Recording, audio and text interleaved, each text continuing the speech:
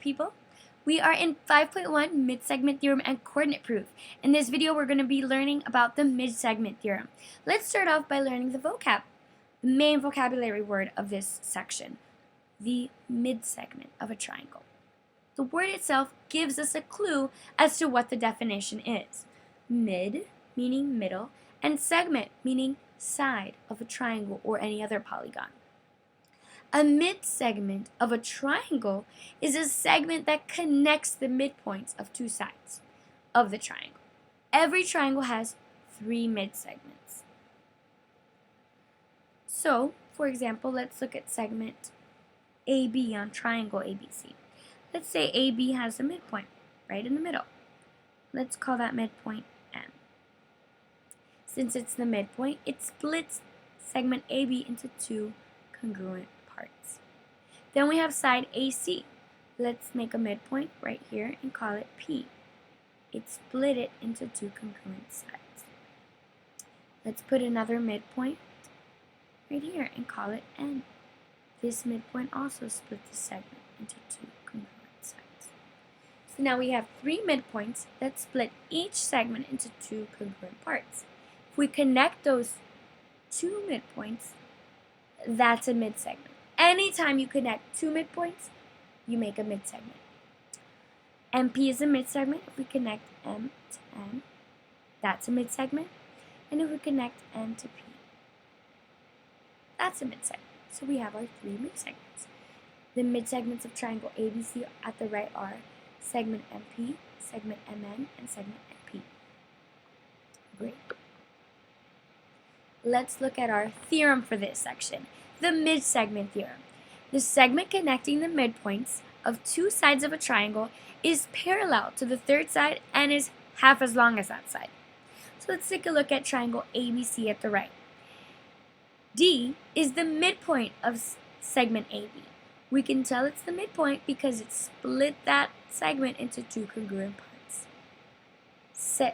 Midpoint E is certainly the midpoint because it split segment BC into 2 congruent parts.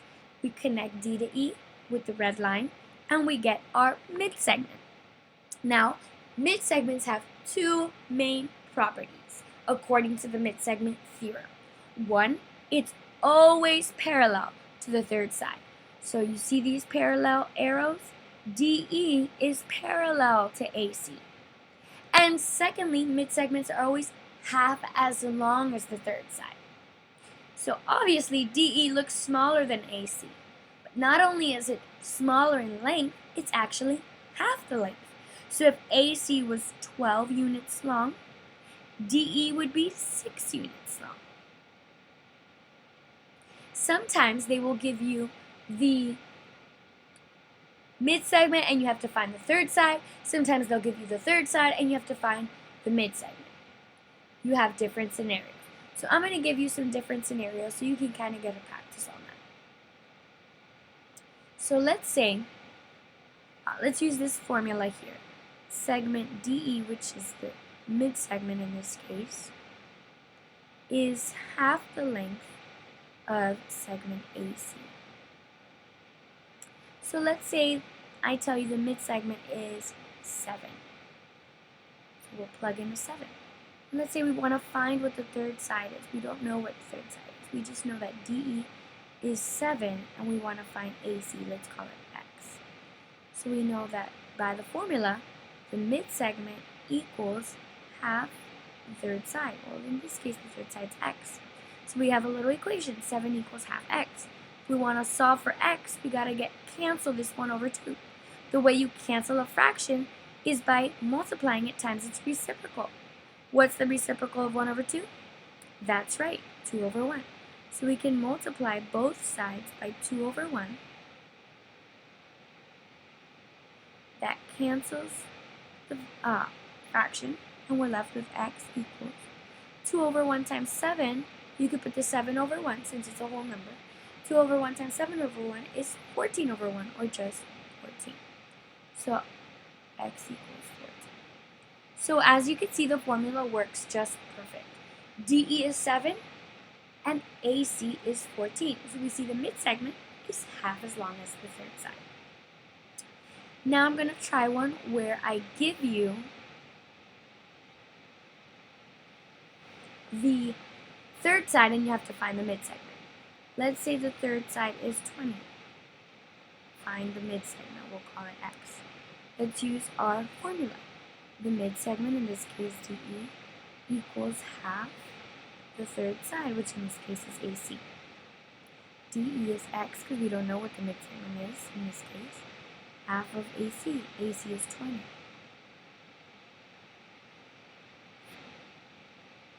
AC is 20. Half of 20 is 10. So the midsegment is 10. Again, it makes sense. DE is 10. That's half of the third side, which is 20. Alright, moving on. Let's apply the midsegment theorem to a real-life example.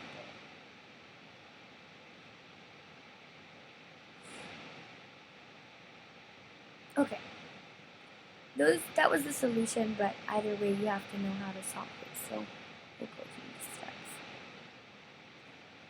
Construction. Triangles are used for strength in roof trusses. In the diagram, UV and VW are midsegments of triangle RST. Find UV and RS. So something that will be very helpful is to just outline the triangle so you know what triangle we're working with. R,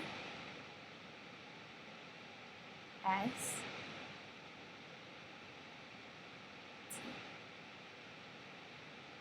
that's the triangle. They give us two midsegments. Let's work with one at a time. First we have UV. That's a midsegment. It's across from RT. So by the midsegment theorem, these are parallel, and UV is half the length of RT. So UV is half of RT. Well, they give us what RT is. RT is 90, so let's plug that in. So can we find UV now? Sure can. UV is half of 90, which is 45 inches. Beautiful. Now let's work with the second midsegment, VW. Let me erase what we have here so it'll be easy to see.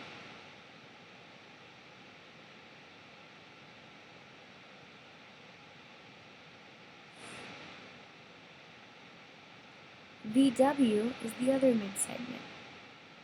VW is across from RS. So VW is parallel to RS by the midsegment theorem, and VW is half the length of RS. So VW is half of RS according to the midsegment theorem. Well, they gave us what VW is, VW 57. They're asking us for RS, and we want to work on. So remember, to get rid of that fraction, we multiply both sides by 2 over 1, the reciprocal. The 2 over 1 cancels, and we're left with just RS on this side. And then 2 over 1 times 57, you can put the 57 over 1, is just 2 times 57, which is 114. So RS is 114 inches. Let's check if our answer is correct.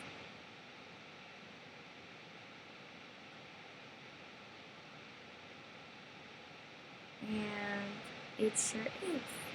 45 and 114. Great. Let's move on.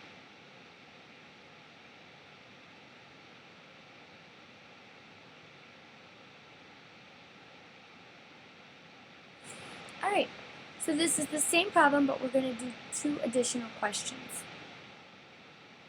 Copy the diagram in example 1, draw and name the third midsegment. So we already did UV and we worked with VW. There's a third midsegment. Can you see it? There you go, it's UW. UW is across from ST. This whole segment right here. UW is parallel to ST. So by the midsegment theorem, UW equals half the length of ST.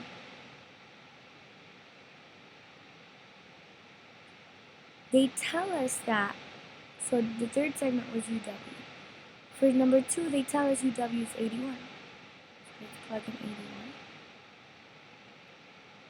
And find ST. They want us to find VS, but VS is half of ST. So let's first find ST. Multiply both sides by 2 over 1.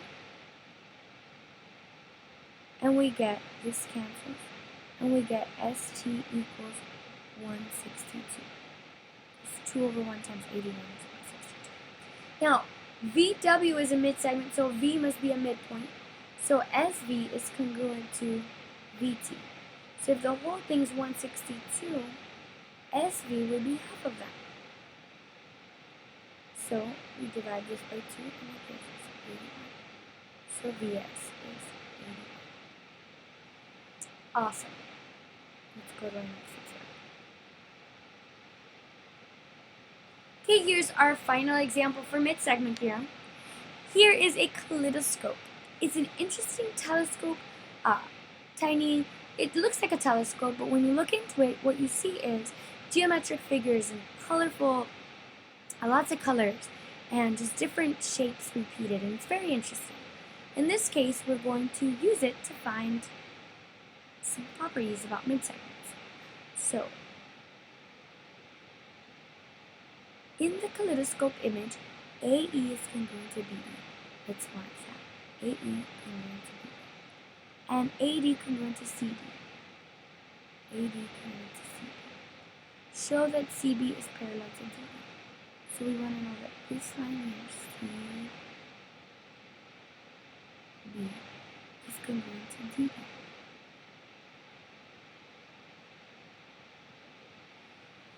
Well, let's use the midsegment. Since AD is congruent to DC, then D must be a midpoint. Since AE is congruent to EB, then E must be a midpoint. Those two midpoints, when you connect them, by definition, DE is a midsegment. Since DE is a midsegment, by the midsegment theorem, it has to be parallel to the third side, which is CB. And we just proved that CB has to be parallel to DE. But in this type of problem, you would have to give a formal explanation.